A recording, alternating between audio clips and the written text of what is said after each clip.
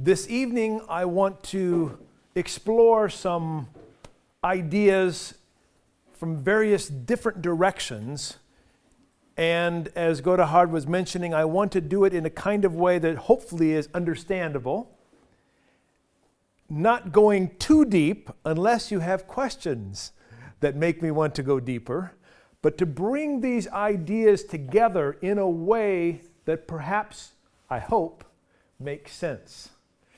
So, much of my talk is going to be exploring what these big words mean and how I understand them. Let me dive right in then with the issues of theology. What I mean by open and relational theism. I grew up in a Protestant tradition, a very low church tradition, amongst people who had very little education, many of them fundamentalists. And I, how should I say this? I wanted to go deeper in the ways of theology, and I wanted to bring together questions I had in my mind with answers that made sense philosophically and theologically. And the ideas of relational and open theism made sense to me, even though early on I could not articulate them in the way I could now. By these things, we're looking at least two big ideas and also associating them with some other ideas. In the United States, there are some fairly conservative Christians who call themselves open theists. In the United States, we have an evangelicalism. It's a little bit different here than over there. And these particular Christians came to this open view by their understanding of Scripture. There's also a group of people in the United States who are much more progressive, more liberal. They came to open theism from their philosophical, scientific, and sometimes theological issues.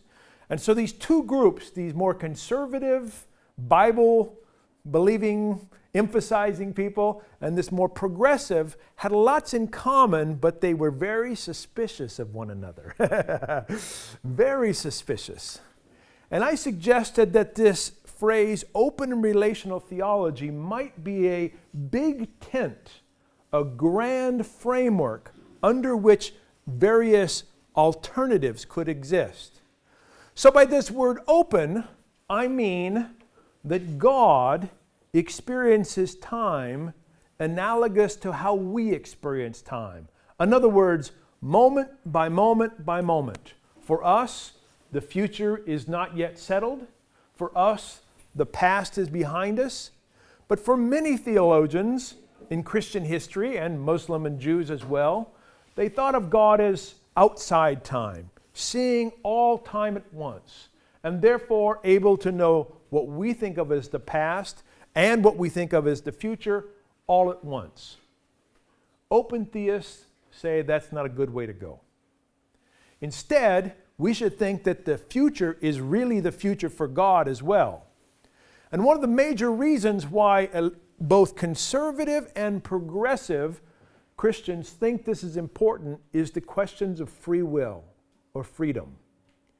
If God knows with absolute certainty everything that will occur in our future, this suggests that the future is settled, fixed, complete.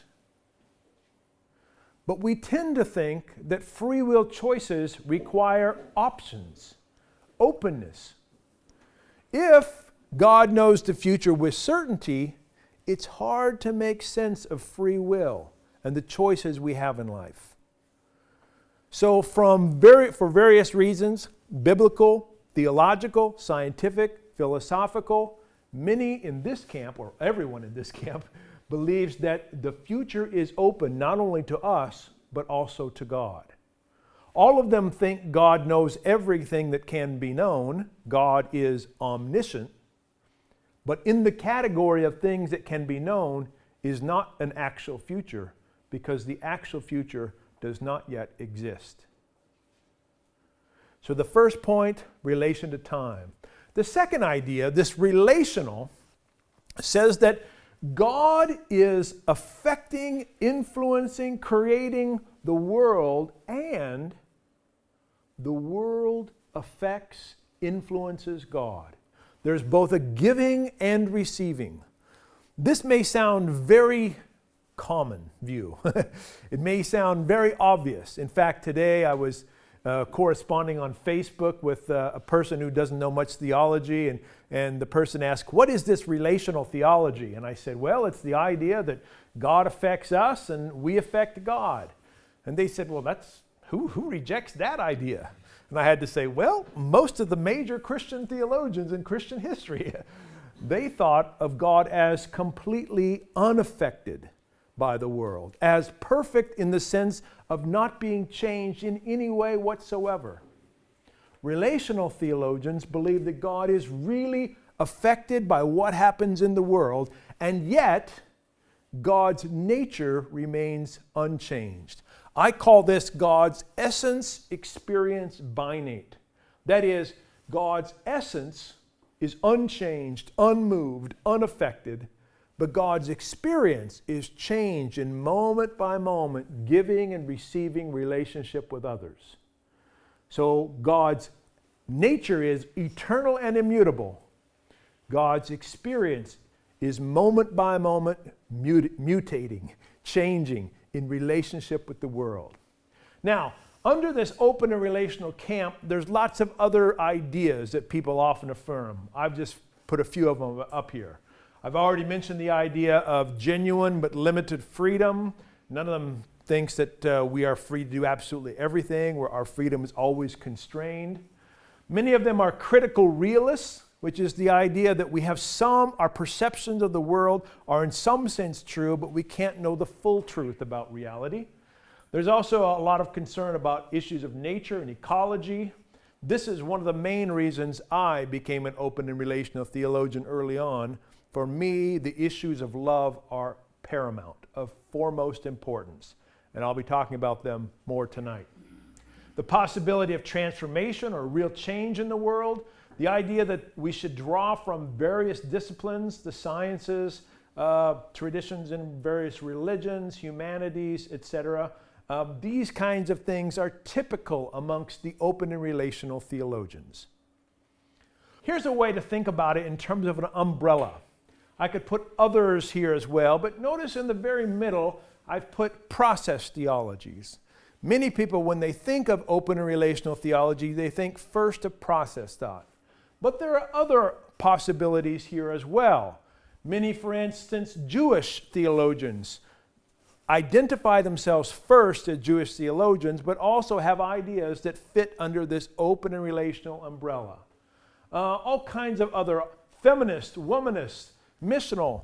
There's a wide variety of theologians and theologies that would maybe self-identify with other kinds of words, but who fit comfortably under the open and relational umbrella. That's open and relational thought, and my work tonight is to talk about how these two words, panentheism and panpsychism, can assist open and relational theology.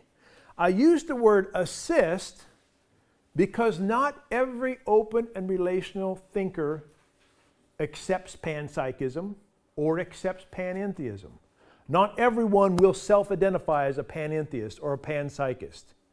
And so in this ongoing conversation with these people under this broad tent from the previous slide, I am suggesting that those in this broad family of open and relational theologians look at panpsychism and panentheism as helpful ways to make sense of these deep intuitions and convictions they have about God being open and relational. The word panentheism is fairly old.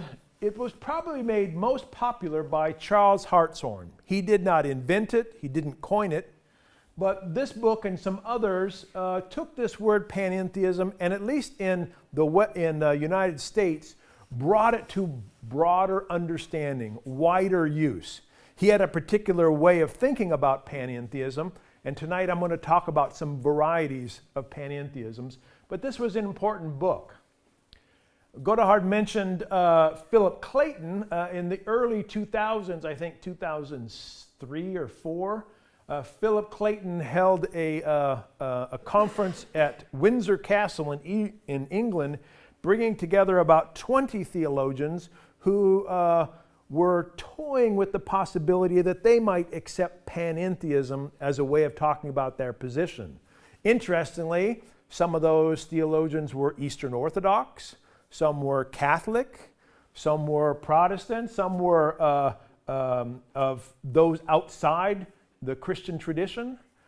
So it's quite an interesting collection of essays, and it's more of an exploratory way of thinking about all the different possibilities for panentheism in various religious traditions. Now, because there is so much diversity, there now is a question of, okay, what exactly is panentheism? What is the essence of panentheism? Who qualifies as a true panentheist and who is outside the camp? And I mentioned this particular, earlier I think we were mentioning Benedict was a student here. He's written some essays on this, but others have as well, trying to tease out what should rightly or wrongly be called panentheism. Of course, panentheism has some critics. This is probably the most influential book criticizing the position from an individual, I think he's at Calvin College. You can see by the subtitle, he's not real happy about this particular view, panentheism. I think he greatly misunderstands it, but I put him up here as an example of those who say panentheism doesn't work. And the last book I'll put up here is actually a fairly new one in which these various writers assume the truthfulness or the helpfulness of panentheism and then talk about how that way of thinking has helped them personally. These are what in my tradition we call testimonials. These are personal vignettes about this way of thinking and how it has helped them become better people in their own particular spiritual traditions. I put all of this up there as a way to say that panentheism is a broad field. This particular school in Munich has played a major role in promoting panentheism, including the wide varieties. This is not just a phenomenon in Munich or in Germany. It's a phenomenon around the world. And tonight I want to explore some of the possibilities, including the way I personally like to think of panentheism. The big issue in the debates about panentheism revolves around this small word, in. Pan means all, theism means God, but what does it mean to say that all is in God? Our metaphysical assumptions play a huge role. Our theological commitments shape the way we try to answer this question. There's all kinds of issues that come into play as we work out the details of what we think we should mean when we use that word in. In my view, an unhelpful way to talk about panentheism is to assume what in philosophy we sometimes call a substance-based ontology. That is, the idea that the fundamental things of the universe are object substances, kind of like building blocks. If we think about that in terms of panentheism, we're likely to think that God is like this cup and everything else that exists is inside the cup. God is the big substance in which all the other substances reside. God is a container. Some people think of God as the womb of the universe or the ocean in which creation resides. The idea here is that somehow God is bigger than and includes spatially everything else. One way to depict it is this. Here is what, quote, traditional theism says. God's out here, the universe is here. And here's what, quote, panentheism says. God is this way, the universe is right inside. I don't find this helpful for a number of reasons. First of all, I don't think a substance-based ontology makes the best sense out of reality, what our intuitions say about the world, what some of the best of science is telling us. But also, it's very hard for me to understand spatially what this would mean. Does this mean that somehow God is a box outside of everything else that exists? That seems rather odd. Also, if God is the box outside, what about God inside? There's all kinds of strange questions. Consequently, I don't recommend this way of thinking about panentheism. I'm not saying that you can't think this way. I'm not saying there aren't some theologians and philosophers who do think this way. I'm saying I don't think this way, and I don't recommend that you think this way. Now, let me start stepping on some toes. Panentheism also is sometimes thought of as the finite being within the infinite, or the infinite including the finite. So the pan is the all, the in, and then theism is the infinite. In fact, this way of thinking is fairly common amongst even some of the most sophisticated panentheists working today. And I think it's one of the major reasons why there is confusion about what panentheism should mean. Here's my problem. This word infinite, although used in many different philosophical traditions, has no positive content and is oftentimes not clarified by what we mean in particularity. Think about the word infinite, not finite. So what is it? No particular meaning and not clear what it includes. In fact, I think what it comes down to is it sounds an awful lot like what we call apophatic theology or negative theology. If it's not finite, it's something else. Thomas Aquinas will make this move often, but others have done it as well. That is, we can't say what God is, we can only say what God is not. So what is infinite? Well, if we just look at the word, it just means not finite. It doesn't give us anything constructive, positive to say. And even if we think it does, even if we start packing in some positive things here, it doesn't clarify what particular meaning it has. Does infinite mean that God is in all times, everlasting? Does it mean that God is in no time, non-temporal? Does it mean that God exists in all spaces and all extensions? Or does it mean that God has no space, no extension? Does it mean that God has all the power or causes everything? Or that God is non-causal and all categories of causality don't apply to God? I suspect any of these could be possible, but I think most of the confusion amongst professional theologians and philosophers comes down to not clarifying exactly what we mean by the word infinite.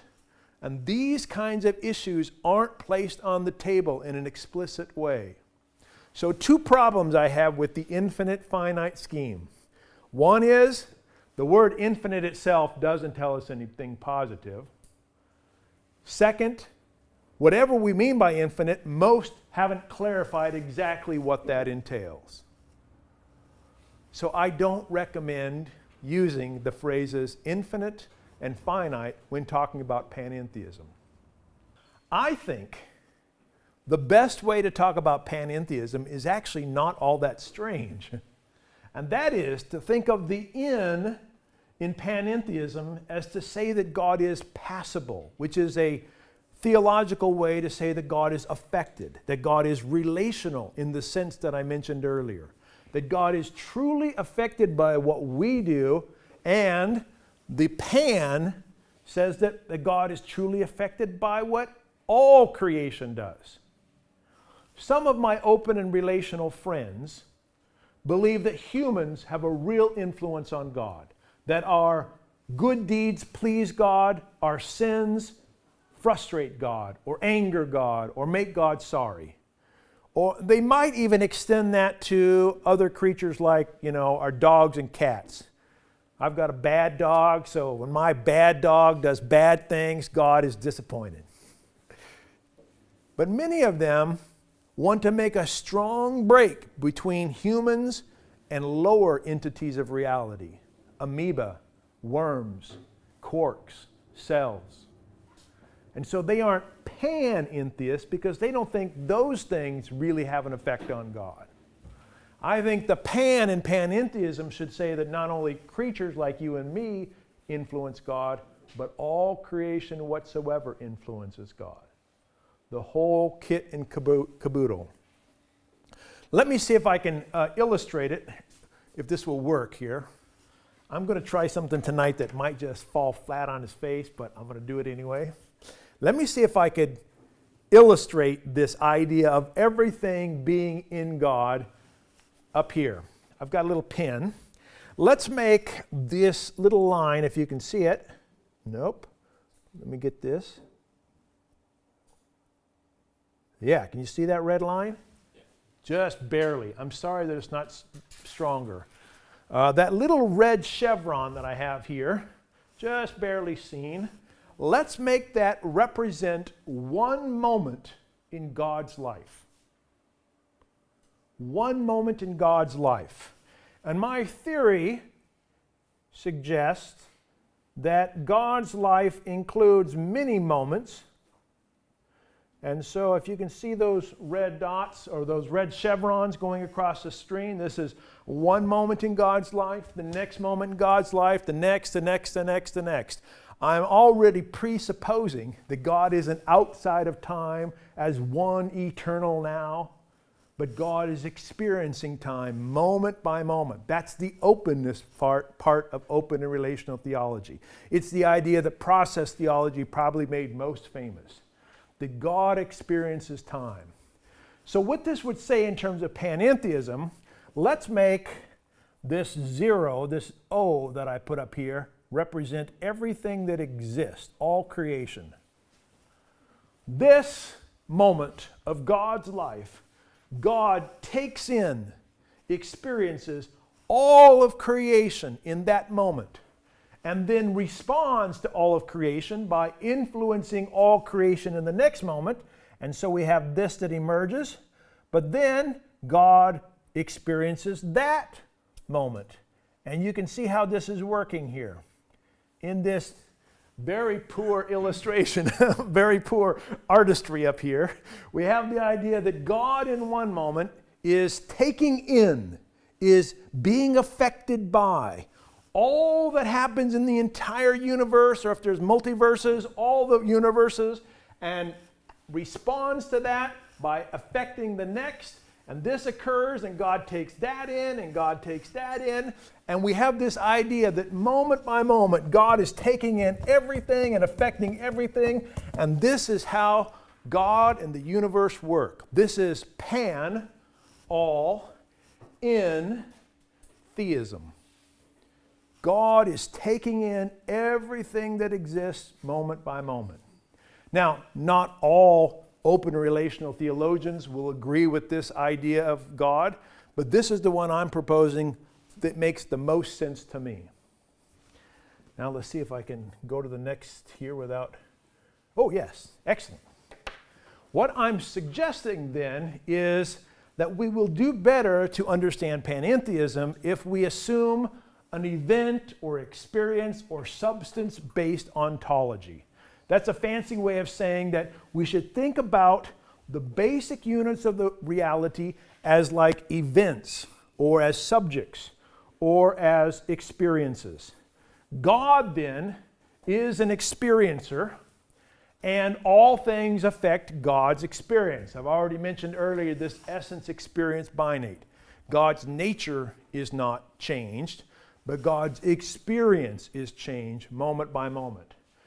And God is universal. God is present to all things. But like most Christians and Jews, and I believe Muslims as well, I don't think God has a localized physical body. God is incorporeal. And, of course, I'm saying God is passible. So God is this universal, incorporeal, passible spirit. what some theologians have called the soul of the universe. God is like the soul of the universe. And I'm arguing, which is not very uncommon, that we cannot perceive this invisible spirit by our five senses. Now, I think we do perceive God non-sensorially, and we can go into details of that later if you'd like. But the idea is we couldn't have a picture of God at work because that would require some kind of substance-based ontology to do. So this is kind of the philosophical groundwork or background that I'm assuming for this panentheism. I want to do lots of questions at the end, but I want to stop a couple of times in the middle to get clarifications. But before I stop in this section, let me add one more term to the conversation. I was at that panentheism conference at Windsor Castle in 2003 or whatever that Philip Clayton put together. And what I remember most about that conference is that there were so many different versions of panentheism on the table that it was confusing. In fact, I took a list. I think I counted 15 different versions of panentheism. And Philip Clayton even put that in the book. All these different ways of thinking. They were expressing various ontologies, metaphysics, various theologies, various word pictures, metaphors, etc. And I came away from that conference thinking, there's so much variety. If I'm going to keep using this word, maybe I ought to pick my own word. So I coined my own word. I think of it as a subcategory within panentheism. So I'm accepting panentheism, but as a way to characterize my own version, I've come up with this word. Theo, God, cosmo, I mean that all things, centrism. And by this, I mean four things. It's a form of panentheism that first of all says, we just can't understand God well without some reference to the created world. And we can't understand creation well without some reference to God. I'm making a strong claim here if you know the history of theology. I'm saying, you know what? You can't understand God well if you ignore the created world. And I'm saying to those scientists who think they can understand creation entirely without reference to God, nope, you also need references to God. Bold claim. That's an epistemological kind of claim. Secondly, I'm making a stronger claim. God necessarily exists, but God necessarily creates some world or another. This is something Charles Hartshorne, the process tradition, would like. That is, some people, in fact probably most people I know, think that God at one time existed all alone. Maybe in Trinity, but not without a world at all. Not without any creaturely other. And then, for some reason, God decided to make something. And God made it out of nothing. I'm saying there's never been a time in which God hasn't existed and hasn't been creating some world or another.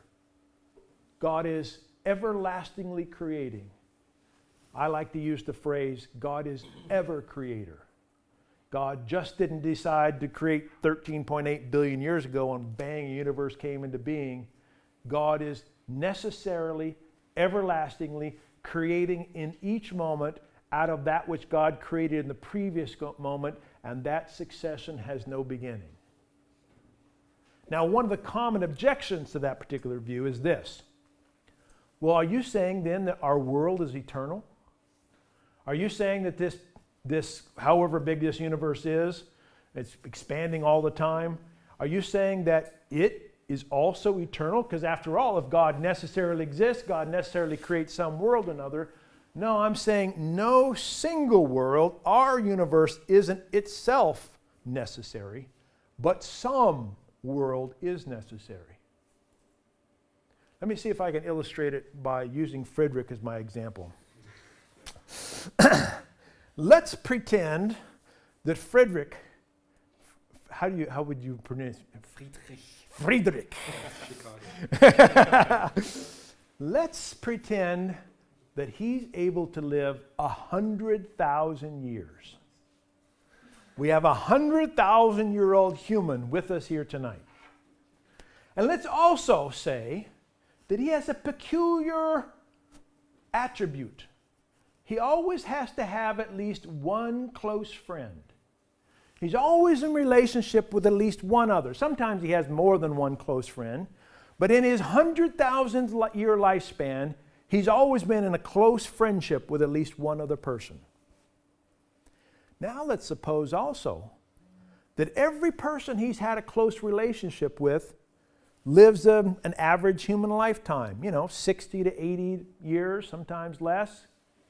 So we have Friedrich, I can't even say your name well, living 100,000 years with all these multiple close friends, each one of them being born and dying, but he himself is always in relationship to at least one.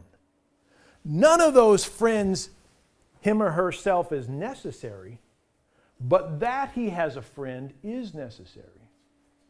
That's the suggestion I have for God, except I'm not saying God exists 100,000 years. I'm saying God exists everlastingly. This theocosmocentrism also says that God essentially, not contingently, essentially relates to all worlds that exist, and all of these worlds relate to God. So there's an ontological claim. And then finally, that God essentially loves all these worlds, all creation. And the reason is because the logically primary attribute of God's nature is love for creation. Now, back to other questions.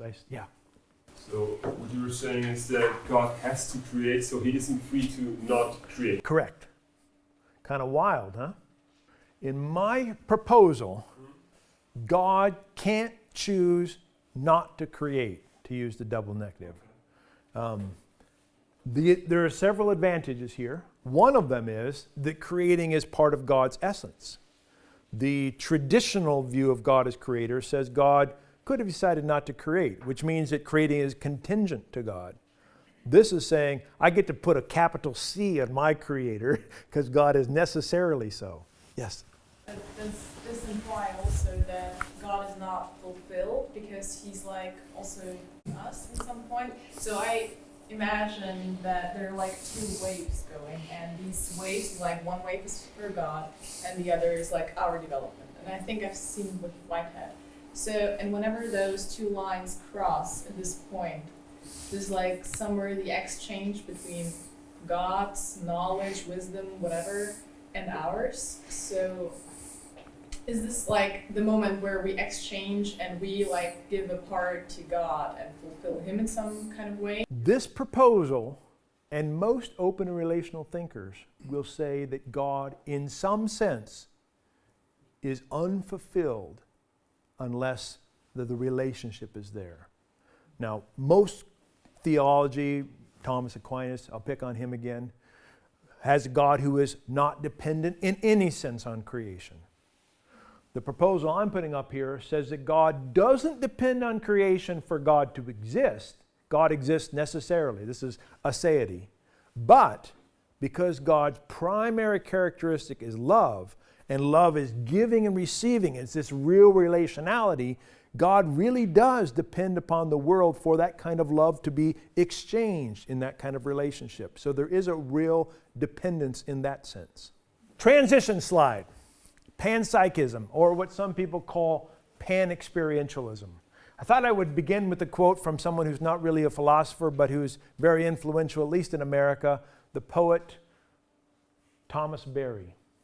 The universe is comprised of subjects to be communed with, not objects to be exploited. And these subjects constitute a community of existence that's profoundly related. Subjects in relation. Sounds an awful lot like open and relational thought, and is a nice jump into the ideas of panpsychism and pan-experientialism. Now, these two words I'm going to use them interchangeably, but not everybody does. Panpsychism is probably the better known word, but panexperientialism has been proposed by David Ray Griffin and some process folks as a way to talk about experience being the fundamental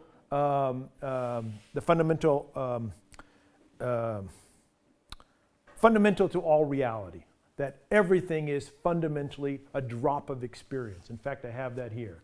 All existings are experiencing subjects, and everything amounts to what William James called a drop of experience. I don't have a preference for these words. I oftentimes use panexperientialism. I like panpsychism. My only problem with panpsychism is that I think that what I care most about is affirming both the mentality and the physicality of all things, and psyche only seems to speak of the one. In fact, let me get to that issue here. The phrase I like most for my position is dual aspect monism. We might say I'm a dual aspect monist, and I think all monads are experiences. That's just big time language of talking about everything that exists as being a subject with both a physical and a mental dimension. That means the things that comprise my body, my mind, ants, dogs, this desk, or this desk, chair, my computer, all the fundamental things of reality have both a mental and a physical aspect. Physicality and mentality are intrinsic, but they come in various forms and various complexities. In fact, these beings organize in two fundamental kinds of ways. One, animate subjects like you and me and cells and worms, and aggregates which are inanimate groups of subjects, which are like rocks or this table. So while I, as an entity or as a person, am comprised of a bunch of different subjects, and I think I have a mind that has both a physical and a mental aspect, this particular desk doesn't have a mind. It doesn't act as a desk, a quad desk, whereas I have a mind in relationship to other subjects that make up my body, and that means that I'm an animate subject rather than an inanimate one. One of the most common objections to panpsychism is looking at a rock and saying, are you telling me that rock has mentality? As if that rock is making decisions. Not only do I think rocks don't make decisions, but I don't think they're conscious either. So all the discrete entities that make up a rock have a mental pole or a mental aspect, but they're organized as aggregates rather than as societies of organisms. Here's the kicker then, and I think this comes to your question. God is a universal subject with a physical and mental aspect. So while I use the word spirit to talk about God, by spirit I don't mean God is just mental. God is a spirit with both mental and physical aspects. That's going to help us, as I'll talk about in a minute, in terms of the questions of causation. So God can experience all other things that have both mental and physical aspects because God is a universal subject with both those aspects in God. To conclude this evening, I want to step back a second and look at what I think are 7 ways that panpsychism and panentheism can help open and relational theism. Remember, I said at the beginning, some open and relational theists don't affirm panpsychism. Some of them don't claim to be panentheists. I think they actually are. Well, I won't go there. But some of them say, that's not my game. That's not where I'm at. I want to make the argument today that they should accept panpsychism, panexperientialism, dual aspect monism. And they should accept panentheism. So, excuse me. First of all, I think these ways of thinking can help us when we think about ecology. The ecological crisis we're currently enduring, climate change, species extinction, all these kinds of things. This way of thinking, panpsychism and panentheism, can help. because it says that every creature, both the great and the small, the very complex and the very simple, are subjects with intrinsic value. And even inanimate objects like this desk are comprised of subjects with intrinsic value. So sometimes we think, well, we need to change the way we live because if we don't, we ourselves are going to die. That's a rather selfish way to think about ecology. I don't have any true problems with that because I think we all think selfishly to a certain degree. Other times we say, well, we need to act differently because we also want to help our children or our grandchildren. I just became a grandfather last fall, and so that affects the way I think about reality. So I'm thinking, what kind of world am I handing on to my grandchildren? That's okay too. That's appropriate. But what if we also think that what we do makes a difference to other humans who are less fortunate, other species who are not human, even the most fundamental units of reality, because all things are intrinsically valuable.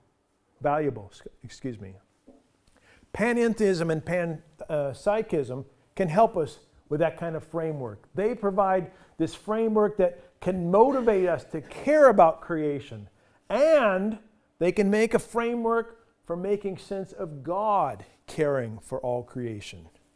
If the smaller things like amoeba and worms have value and can experience, then God also has reason to act for their well-being, not just yours and mine.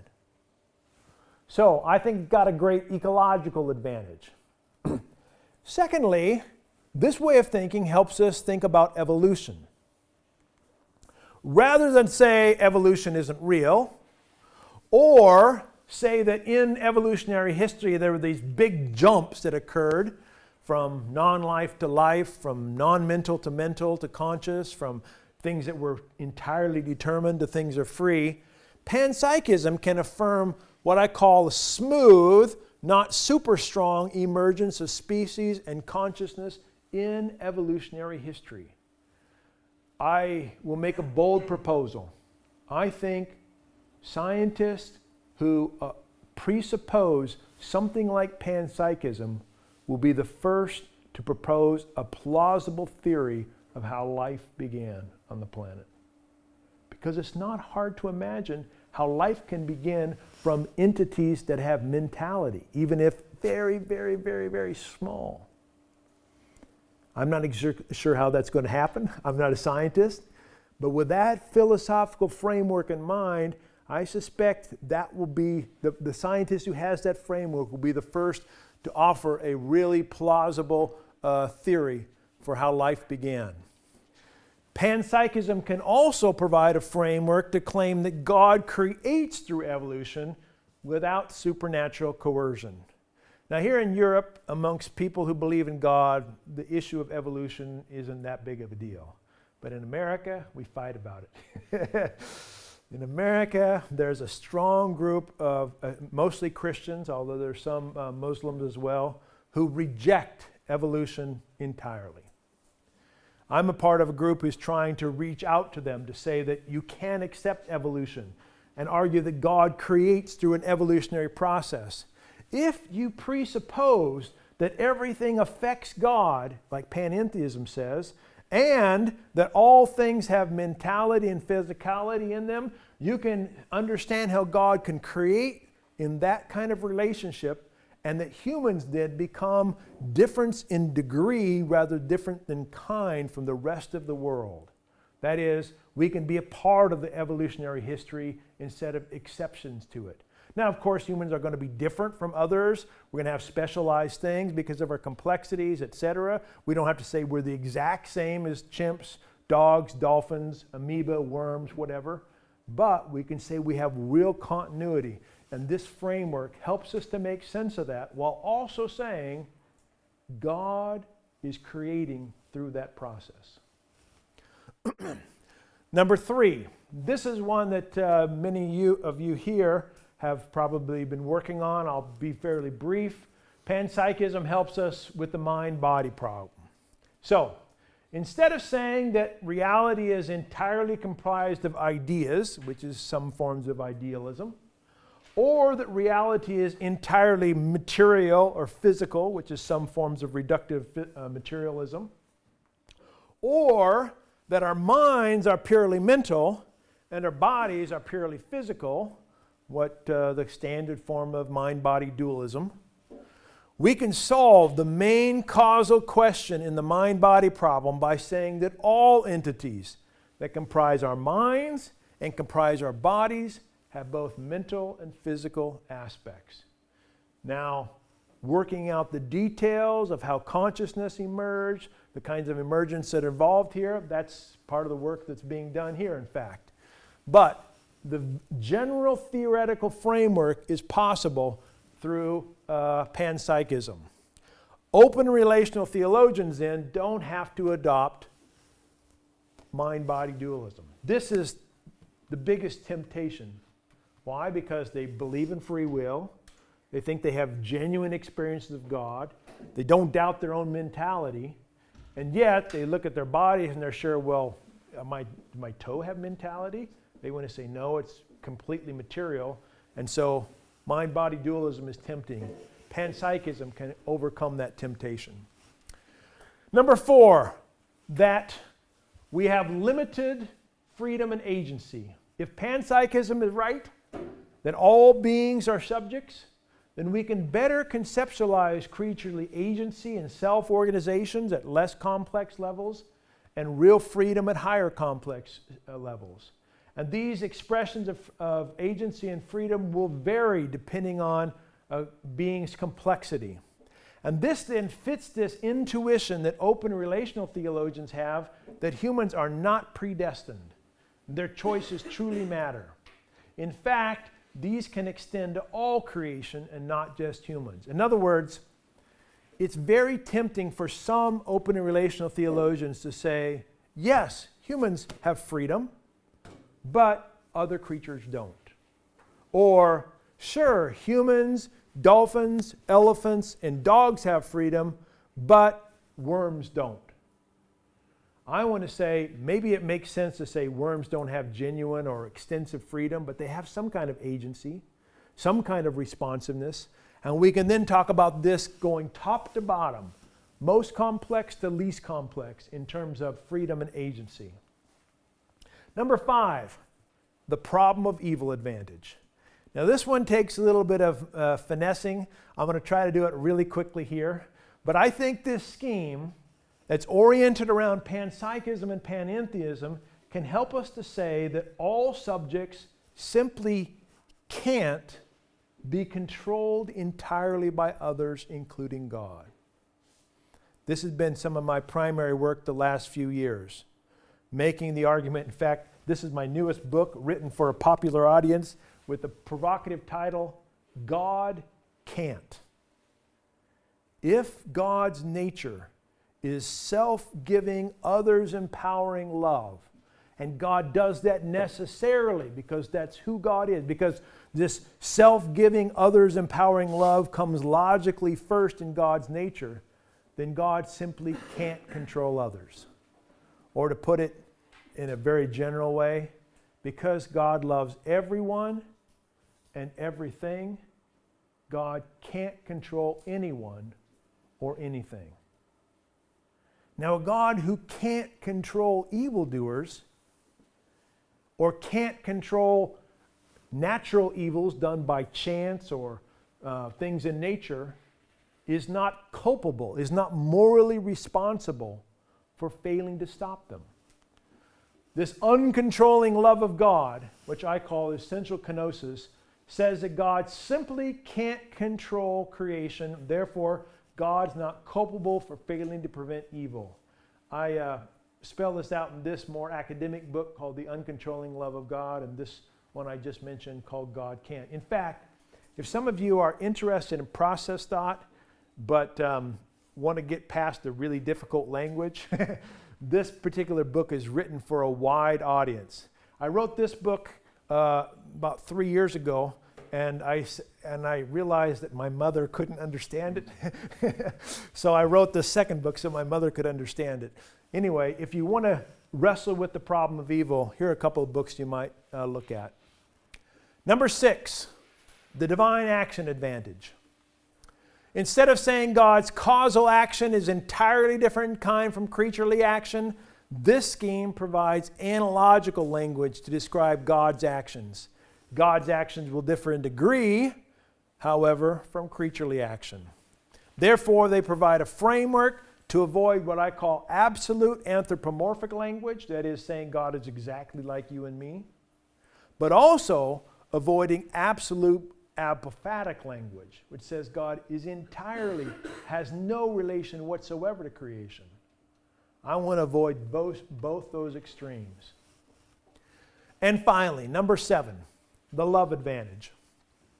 I think panentheism and panpsychism provide a framework to conceptualize how God truly loves and how creatures can love. And using it, we can offer a definition of love that applies both to creator and creatures.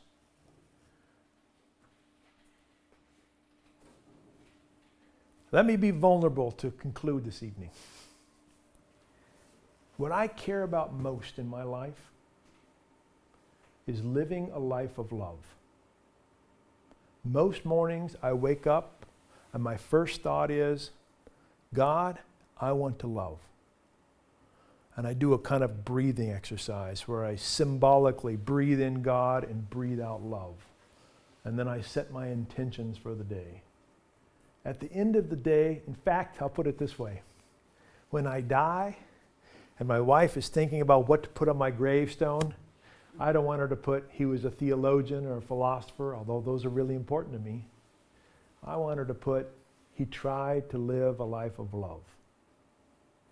Now, because I take theology and philosophy very seriously, and because I want my love to make sense in the world, I think the issues of panpsychism and panentheism can help me conceptually make sense of this deep intuition I have to be a loving person and this conviction that there is a God who exists, who loves everyone and everything and even me. So for me, this love advantage is really big. It's a big issue. Summation. Open to relational theism can make better sense of creation and the Creator if they, I should have put theologians there, I guess, embrace panpsychism and panentheism. Let's go to questions. Yeah. Yep. Thank you. Thank you very much. Very nice talk. I'm sympathetic to a lot of things. Great. But my worrying question is about the salvific power. Mm-hmm. So it comes to me like the thought, maybe God loves us and he takes the risk for evolving such a universe, and we are doing a lot of things wrong, like we do. And he is feeling affected, he's loving, he's giving, he's maybe luring or something.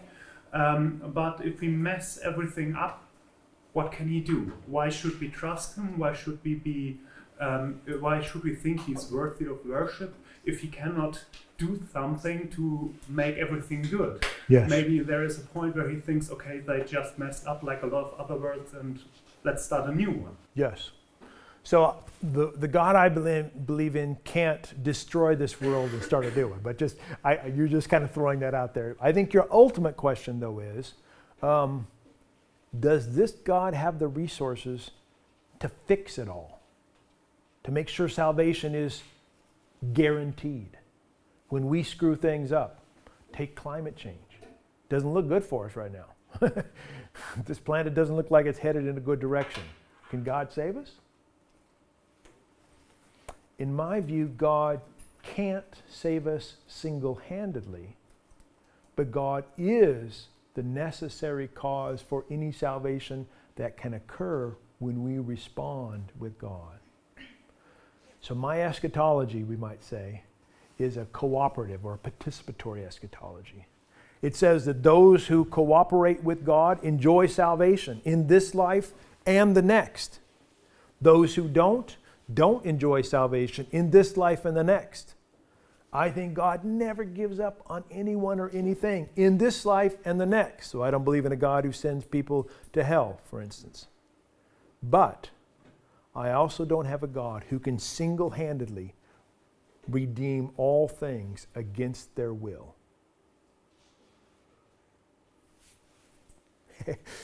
Your good question reminds me of a conversation I had with one of my theology colleagues. We were arguing about this idea that I have, that God is, acting and powerful, but not able to control others. This uncontrolling love. And he says to me, kind of ridiculing my view, he says, Tom, your God is just doing the best he can. And I looked at him and I said, maybe, but your God could be doing a whole lot better, but just isn't choosing to do so. Ultimately, that strange exchange comes down to, what do we lean most upon? Everyone wants to lean on God's love, right? Even my friend. But in his view, God has the kind of power to overrule all the crap that's going on in the world to guarantee a victory. And if God has that kind of power, one would wonder why God doesn't do it right now. In my theory, God doesn't have that kind of power. God never gives up. God is always acting to the utmost, but we have an essential role to play in salvation. Great. Yes? What's your view on petitionary prayer? Yeah, great question. Let me start by saying that let me start by looking at traditional views and why I don't think they make sense. Some people, not that many, but some, think that God controls everything. Sort of, theological determinism. John Calvin's God. God is the ultimate determiner. It doesn't make a lot of sense to pray to that God, because that God's just going to control anything. In fact, God controlled you to pray. So anyway, it makes no sense to me. The more common view is this. It's what I call the voluntary divine self-limitation view. That is, God's usually not controlling, but God could if God wanted to. And maybe if we pray, God will respond to our prayers, intervene, and control for some result. Maybe I'm praying for my uncle's leukemia, and I might say, God, heal Uncle Joe's leukemia. Now, if you think God could heal single-handedly, God doesn't need my prayers, God could just up and do it, then it's hard to be motivated to pray. In fact, it's kind of strange, because if God can single-handedly heal the leukemia, and if God's loving, God would seem to want to heal the leukemia even if we prayed or not. Like, our prayers wouldn't really seem to matter. I think if you have that kind of view of prayer, it's hard to be motivated, because you think God can do whatever God wants to do, can get things done single-handedly, and God loves everybody. I'm just an idiot. I don't know what's best. Why pray? My view says this. God can't single-handedly heal leukemia. God can't single-handedly solve any problem, from the complex to the most. But our prayers, our actions, can affect God and can open up new possibilities for God to act that may not have been possible had we not prayed or acted. Along with my view that God can't control is an assumption that the world is interrelated and that what I do has an effect on others. But it's not just my view doesn't lean only on the interrelatedness of the world, it also leans on a God who is affected by what I do. So the way I see it is that prayer makes more sense in the view that I'm proposing. Yes? What do you think about Trinitarian theology in this connection? Because it's difficult for man to look at God as totally unchangeable. On the other hand, if you think of God, you think He is unchangeable and He is the absolute substance. On the other hand, when you look at God becoming man, then you find this kind of God you were talking about. Yes. Many open and relational theologians are Trinitarians. Many of them are. Not all of them, but many of them are. Now, you know, Trinity has certain mysteries and certain issues in itself. Some of them don't like Trinitarian theology because it sounds too tritheistic to them. Others say, no, it's not tritheistic, and they have their own particular theories. But many of these people in this camp are Trinitarian theologians. Yes, go to Art. Philip Clayton believes that open relational theism, panentheistic open relational theism, is compatible with the idea of creatio ex nihilo. So I think you can be a panentheist and accept creation out of nothing, but I don't think you should. So I reject creation out of nothing for a variety of reasons. And I'm halfway done with the book on this subject, so I've been thinking a lot about it. First of all, let me say, as someone who's a Christian, who is in a community that takes the Bible very seriously, I don't think there's any explicit biblical support for creation out of nothing. Perhaps the closest we get is the 2nd Maccabees passage, but even that one, if you read the passage, it doesn't seem like it's talking about absolute nothingness there. So on biblical grounds, I'm open to another way of looking at God creating. Secondly, the work of Gerhard May suggests that the idea of creatio ex nihilo first emerged in Gnostic communities who were worried that this holy God might ever be involved in this horribly rotten, unholy world. And so we don't want God creating out of the world. We got to have God creating out of something else, but everything is bad except God. And we don't want to say God creates out of God's self, because that'd be pantheism. God creates out of nothing. Some people don't care where the idea comes from, but if you're someone who does, the fact that it seems to have come from Gnostic roots might trouble you. My own view, my own reasons for rejecting creation out of nothing first came in the late 1990s when I was thinking about the problem of evil. If God has the capacity to bring something from absolute nothingness, it seems like God then has the power to prevent evil unilaterally, single-handedly. That might be controlling something that's acting by taking away its agency or freedom, or not giving it in the first place. Or it might mean creating from nothing something to stop the evil. Alvin Plantinga, for instance, American philosopher, has this really great image. He says, God has the capacity to instantaneously create a full-grown horse in Times Square. Boom! There's a horse standing in the square. I think he's right logically that if you accept creation out of nothing, God should be able to do that. And he said, and Plantinga says God can do that without undermining any natural laws, laws of conservation, etc. But that only makes the problem of evil even more difficult to solve.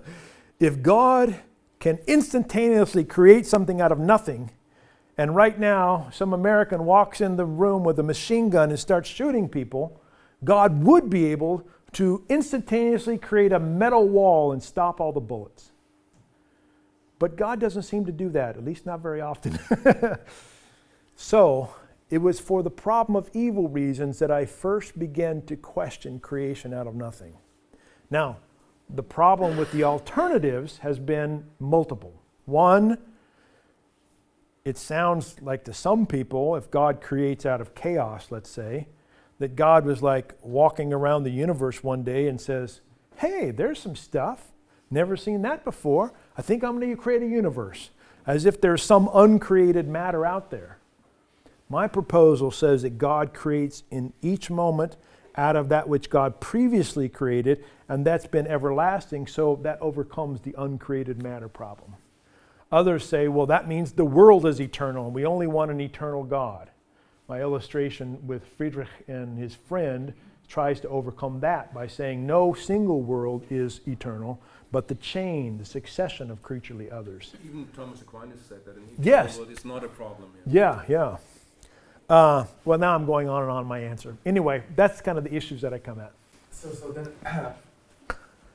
So then what was actually created before our globe, before our... I believe in the Big Bang. Let's make the Big Bang this dot.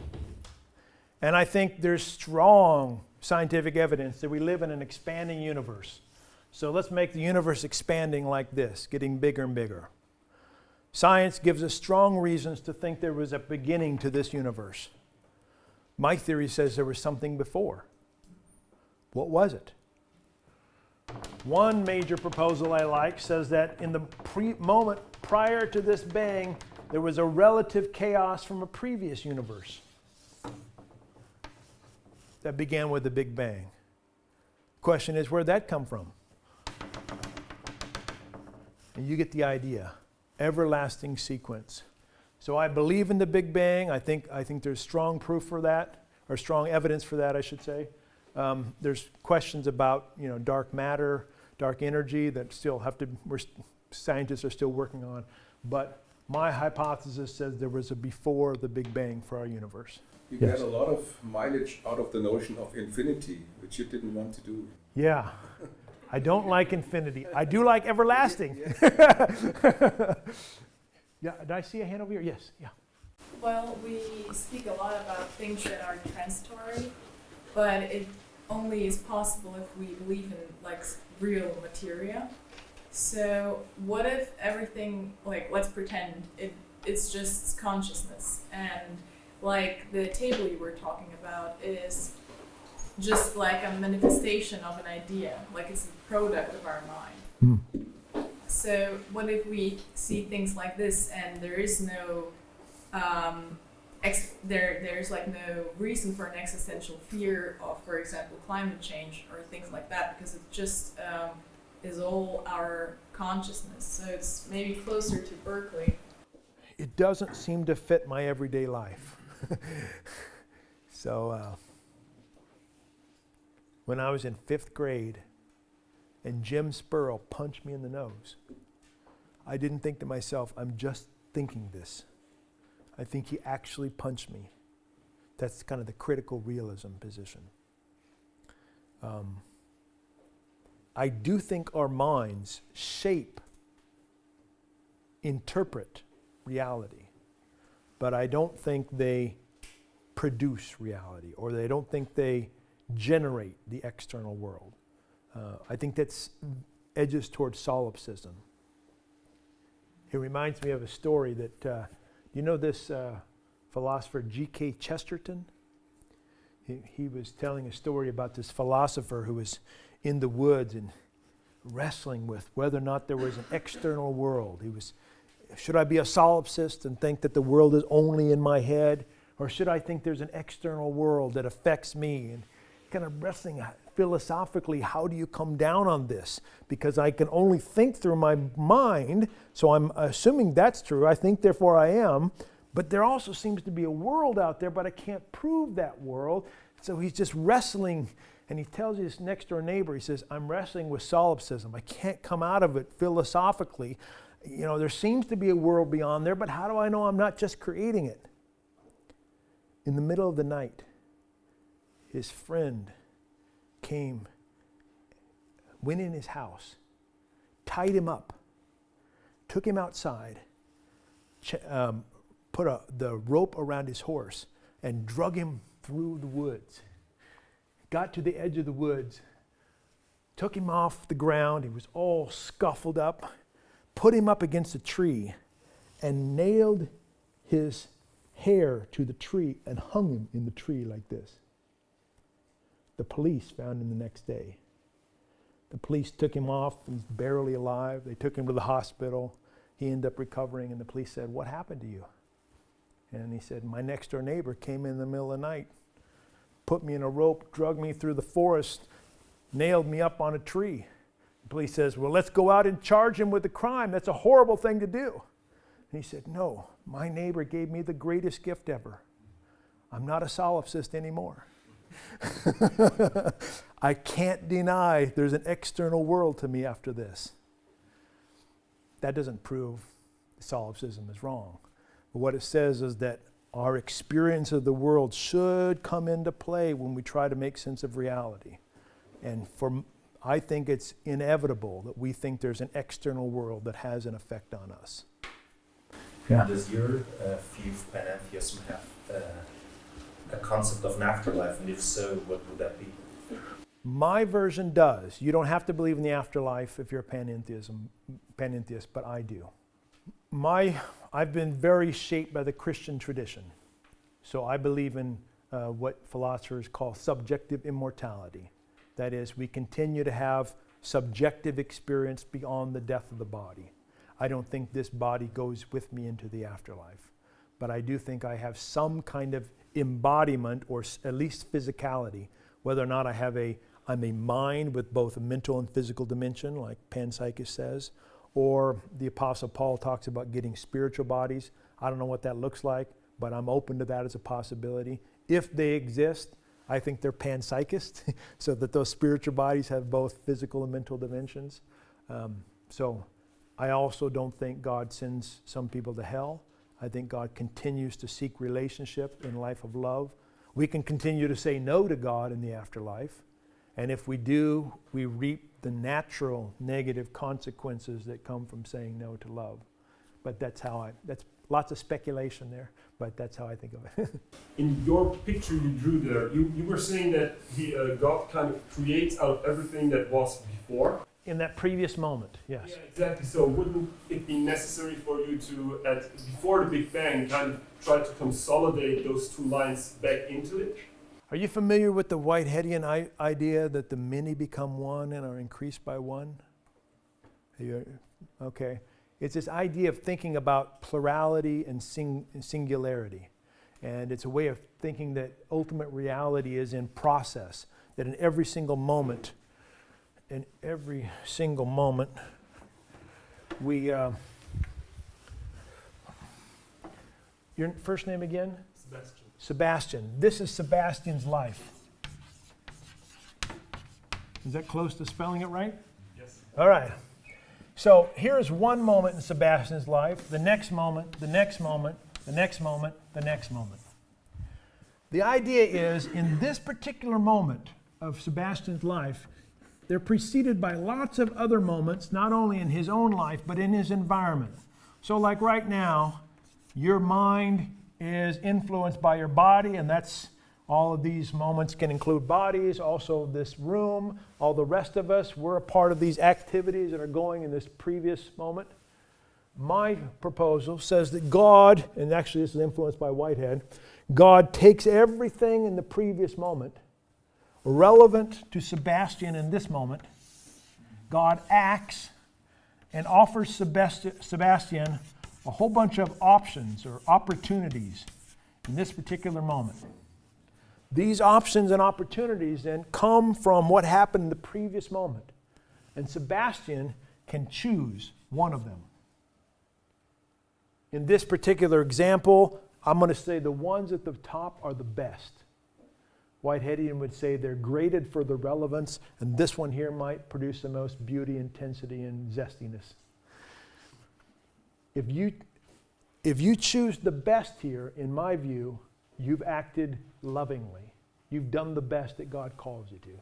But you could do all these other kinds of things. The point then, in terms of creation, is that if we say this is a moment of God's life, the preceding moment has all of these actualities and relative chaos in the entire universe.